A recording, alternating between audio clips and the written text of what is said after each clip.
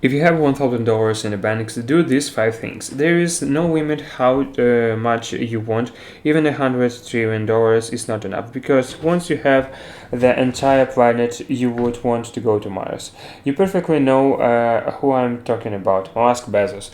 Once the other side, the good news is that once those people leave the Earth, they will no longer be on the Forbes list because the Forbes consider people who live here on Earth, which means now you have the higher chances to be on the top of the Forbes list. But I think the founder of the LVMH, Bernard Arnault, will take their positions because apparently it seems like you don't need to build a tech company to become the world's richest person.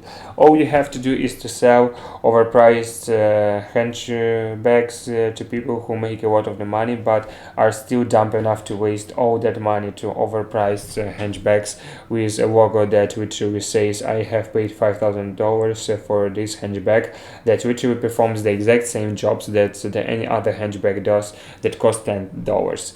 But you can't call them dumb because they are making so much money, but they could be dumb because they are wasting that money on the dumb things. So I will leave the questions for you to answer in the comment sections below. I didn't mean to offend anyone. I just can't understand why anyone would pay $5,000 or $10,000 for the hatchback. Maybe I'm just not smart enough to understand that. Let's go back to the questions of this video. How much money do you need to retire? Let's just be realistic. $10 million, $100 million, $1 billion? The answer is far from that. In order to answer the questions, we have to take a look at a few statistics. In 2019, right before the pandemic, the Bernard of Labor statistics said that the median person income is $35,000 or $61,000 for the household. But let's ignore the medium and focus on the average household income, which is $87,000. Of course, this much is not accurate for everyone because if you are in your 20s, you need far less money compared to someone who is in their 60s, who needs to pay the fortune to insurance because with age comes health problems. That's why, guys, if you want to save money, take care for your health and stop eating all that junk food. The next question is, how much do you have to invest in order to earn $87,000 every single year? Yeah, without doing anything. We are going to take a look at the few available options and we will go do the math. In that numbers is higher or lower for you, you can just take the equations and use the difference numbers that suits your circumstances more accurately.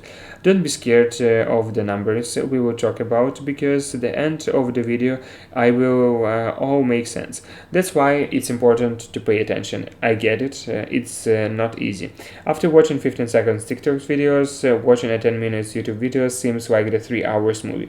But I promise the value of will get you from this video is far more than you will from the hours browsing TikToks. Have you heard the phrase never spend the principal, only spend the interest? And that's the key to financial freedom. If you have inherited $10 million, let's say you invested in the and get 5% interest annually, that's half of $1,000,000 a year. For the rest of your life, you can confidently spend $500,000 or $41,000 every single month. For the rest of your life, and your wealth won't even decrease by the single day. That's way better than the splashing that $10 million in one single year. But the key question, since the average household income is $87,000, how much do you need to invest to make that much money every single year? For the sake of this example, we are not going to take any risky investments such as the crypto or individual stocks such as the Tesla or the GameStop. We are going to be ultra conservative and take something super stable, something that historically has proven to grow by the decent percentage like the S&P 500 that grows by the annual 10% a year. 10% out of the 878,000 is 87,000 and the amount of we are looking for. This means if you manage to invest 870 $8,000 for the restore of your life, you can spend $87,000 and your wealth will remain the same. But the problem is, how do you save $878,000 when the average household income is $87,000? That's literally saving every penny you earn for the 10 straight years, which is impossible for most people. And that's the average. Which means people who are in their 20s do make anything close to that. And that's where the magic of the compound interest comes into the pictures. Let's say you are 21 years old, you are about to graduate and looking for the job, but luckily you have saved $1,000, where you retired less, avoided cool Starbucks coffee, or you were single during your college days. That's one of the benefits of being single. But does it worth it? Anyways, let's assume you will invest that amount into the S&P 500 and completely forget about it. You are not going to wizard in the next September when the new iPhone comes up, or when you have no money left to hand out with your friends. You will live as if you have never had that money at all. And every single year till the time you retire, you commit to invest $1,000 into S&P 500. When you retire at 66, you will end up with $863,000 or $86,000 every single year.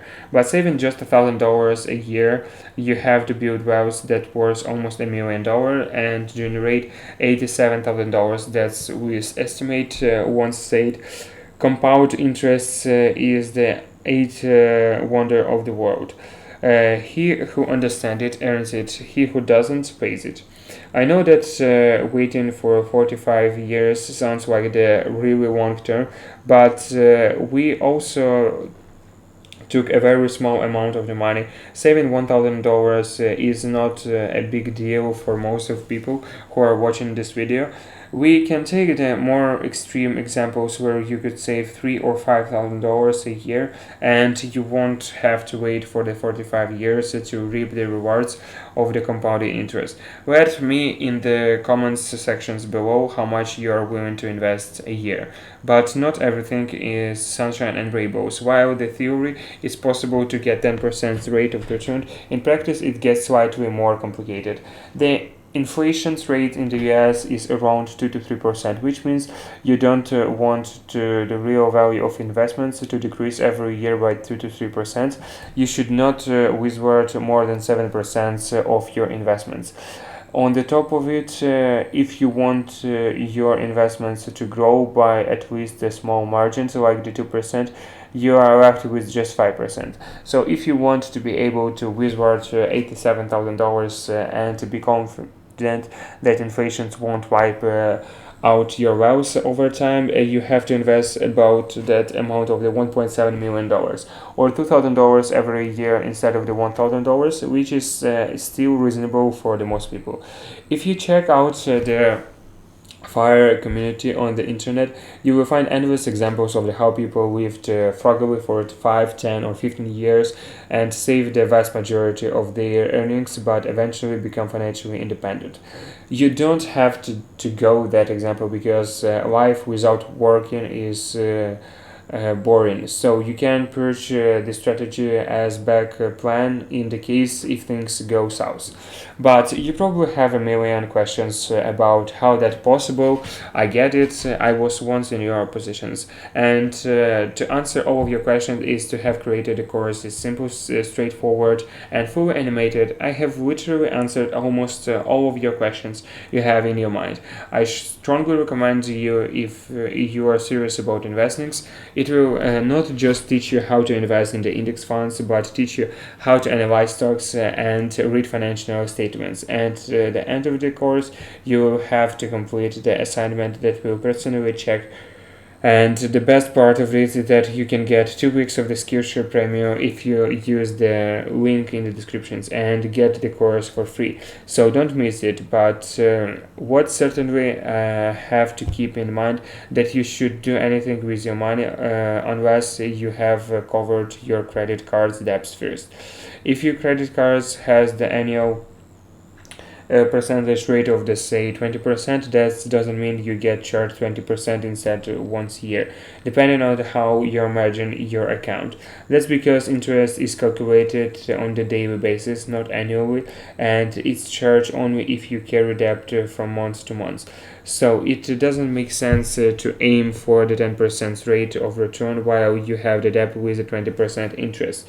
If you have enjoyed this video, you will most definitely enjoy the custom playlist that I have created specifically for you, that has our most popular videos on that can potentially change your life.